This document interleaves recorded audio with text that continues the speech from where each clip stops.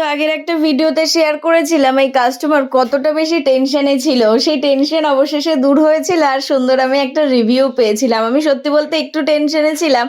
আমার বান্ধবীকে বারবার বলে দিয়েছিলাম, "তুই কিন্তু নিয়ে যাবি, নিয়ে গিয়ে সাথে, সাথে আমাকে একটা মেসেজ বা একটা কল করে জানিয়ে দিবি যে কেকটা ঠিকঠাক গেছে কিনা। কারণ আমি অনেক ভরসা করে তোর কাছে পাঠাচ্ছি আবার অন্য কারো কেক।" সেই মতো ও আমাকে জানিয়েও দিয়েছিল আর কাস্টমার পরে আমাকে রিভিউ দিয়ে দিয়েছিল তাদের ভালো লেগেছে। এটা শুনেই না শান্তি। আসলে আমরা অনেক কষ্ট করে একটা কেক বানাই, তাতে অনেকটা সময়, অনেকটা ইমোশন থাকে।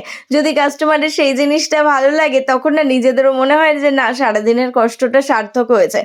আর শুধুমাত্র টাকার জন্য সকলে কাজ করে না। কিছু, কিছু মানুষ আছে যারা নিজের শখে, নিজের ভালো লাগা থেকে কাজ করে। সেরকম আমিও হয়তো তার মধ্যেই একজন পড়ি। এই কেকটা কাদের ভালো লাগছে অবশ্যই একটা কমেন্ট করে জানিও। আমার বাড়ির সকলের এই ফ্লেভারটা খুব বেশি পছন্দের। আর আমার বাড়িতে না রসমালাই আনলে কিছুটা এক্সট্রা আনতে হয় বাড়ির সবার জন্য।